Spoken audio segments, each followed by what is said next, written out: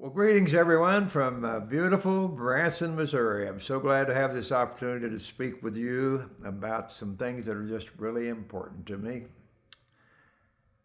I have a lot of people over the years who have been saying things to me like, Dr. Dale, you've gotten along in years and you've done a lot of things. You've taught and you did this kids program. You've done so much. Why don't you relax? Get up late in the morning, have a late breakfast, uh, play a little golf, go swimming, go to town, have dinner, come home, watch TV, and go to bed.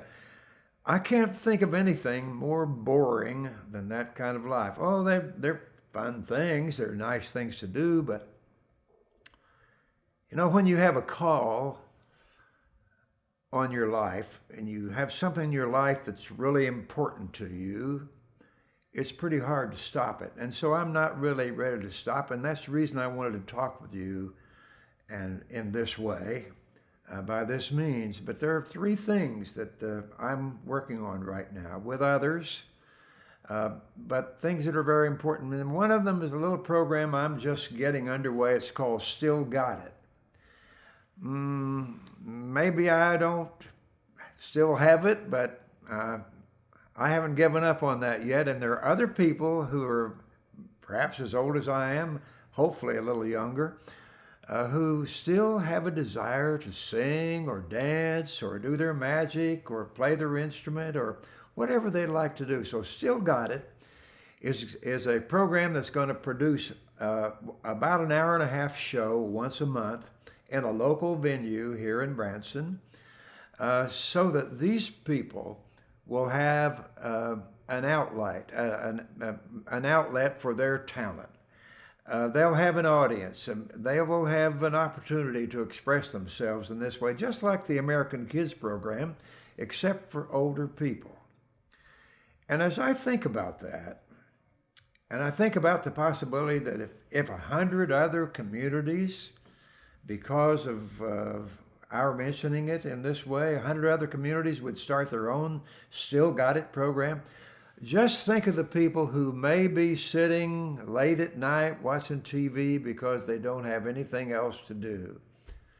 Suddenly would get inspired now again to get to go out and do their song or do their dance, and how much fun that would be. See, we don't get over the need to perform. And I know those of you who have been in entertainment know exactly what I'm talking about. We like an audience.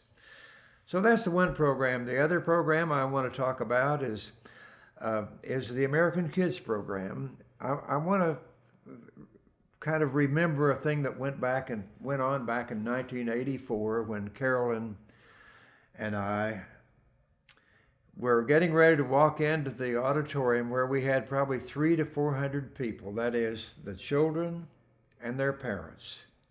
It was the evening before our very first very large state finals in Oklahoma City. The theme for the event was the 50s. Carolyn had a cute little 50s dress on, and I could still wear my uniform, my Air Force uniform from back in the 50s.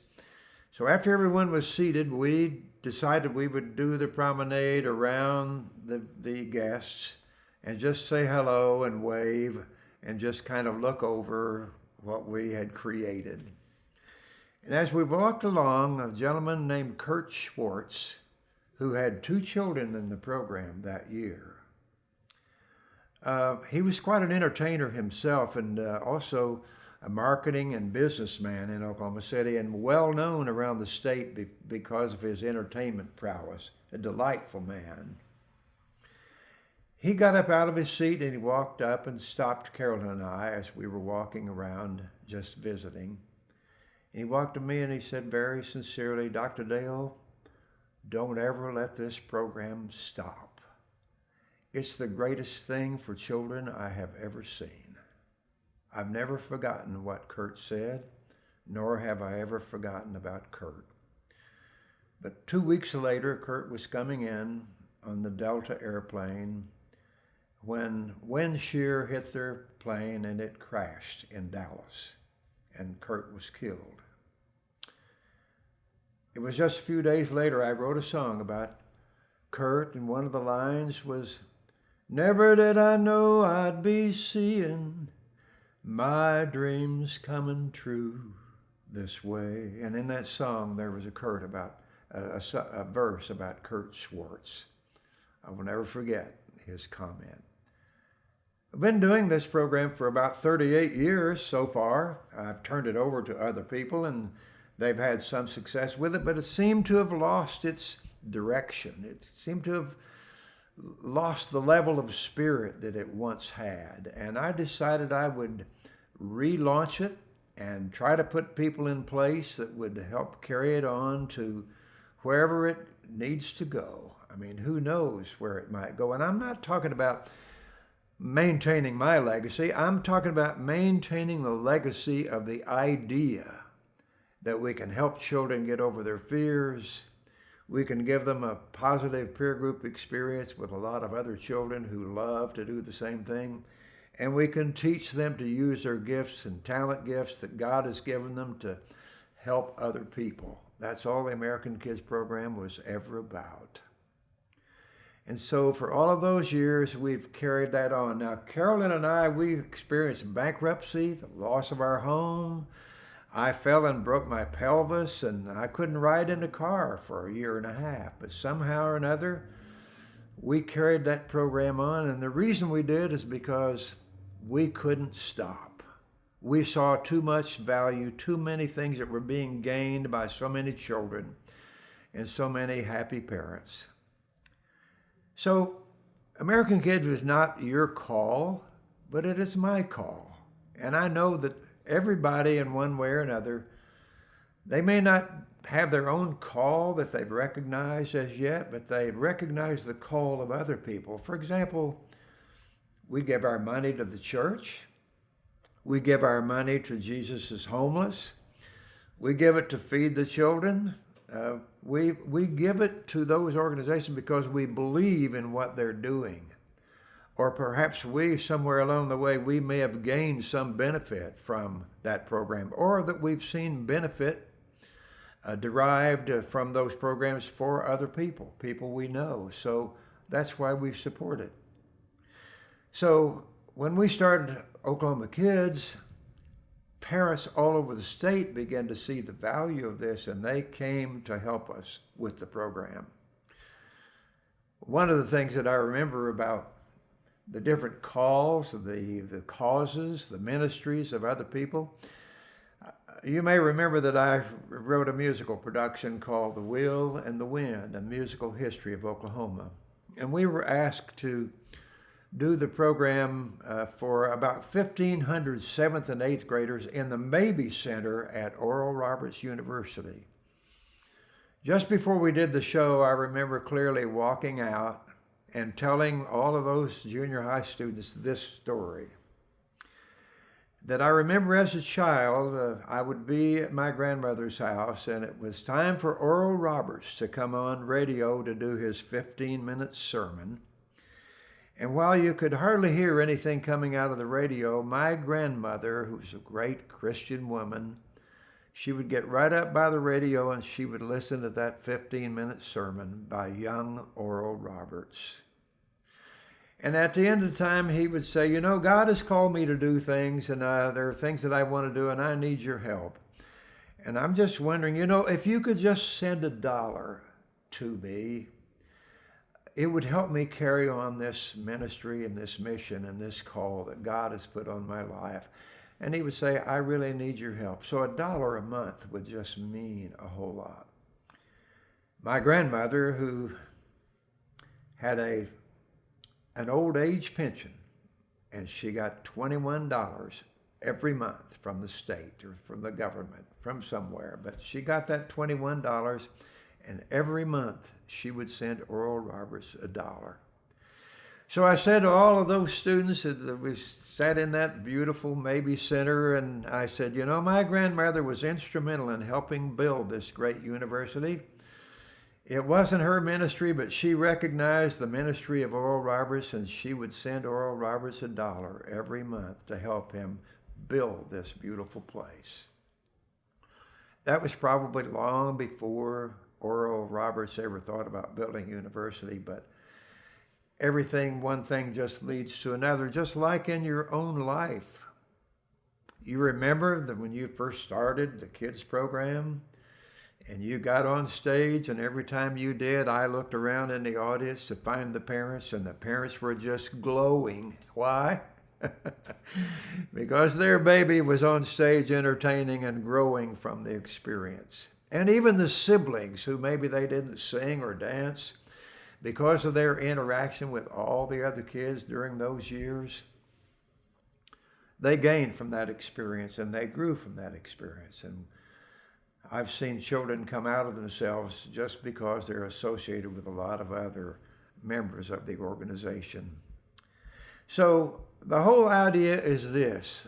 When you think about the thread of people that you met as a result of becoming associated with Oklahoma Kids, and what your life has become through the relationships that you've established, because you're having started with us years earlier, if there is any value in that at all, would it be worth it to you to consider investing in what I want to continue to do to provide that opportunity for other children in the future? You know, the way I look at it, we have to ask ourselves, did the experience I've had through the kids program, did it make the journey of my life more to my liking? And if it did, would it be worth your investment in some way to help other kids in the future have that same opportunity? The other thing I want to talk about is the Offerings Global Humanitarian Social Network. It's a program that's designed to do one thing, and it's to recognize that people have needs of all kinds. They have personal needs, they have physical needs, they have psychological needs, they have transportation needs, they have needs for food, they have needs for all kinds of things. On the other side of that, there are people who have skills and talent and money and transportation and all kinds of ways that they can satisfy those needs. Offerings Network has only one purpose. That's to find a way through establishing life groups in churches and civic organizations and any other organization that would like to participate to help them become an outreach organization to put the people with needs with people who have the wherewithal to serve those needs. So the network is all about building an army of compassion. Now, can we teach that same principle to children through the American Kids program? Teaching them to use their God-given talents to help other people? Can they become adult members in the society that could help take the global network, Offerings Global Network, to people with needs and tie them to people who can service those needs? I tell you, it can just be an answer to prayers. Just think of this. What if there was an app on the telephone that an individual had been praying for help, and they could tap that app on their telephone and be exposed to all kinds of organizations that the network has created to serve those needs? That would be such a powerful outreach. We could reach so many people that have needs, and there are many, as we know. So that's what the program is about, and I want to suggest to you that you make a donation to us at whatever level you want. You may want to earmark it. You might want to earmark it for somebody that you remember in the kids program, or somebody that has a need that you know about, somebody that you want to earmark it in memory of someone. I'm going to utilize my time in the memory of Kurt Schwartz and my wife Carolyn. Because, see, this program of American Kids was not Carolyn's call. It was mine. And she spent her life helping me make it happen. And as I think about what we're trying to do with these three things, it's all about serving others. And it's all about teaching young people through the American Kids Program to serve others by utilizing their talent gifts. And it's all about helping the Offerings Global Network grow to a place where we can tie people with needs with people who can serve those needs. It just reminds me of the phrase that my wife Carolyn coined, and I think we should try to remember it. It's not just a song anymore. It's about serving God. Thank you.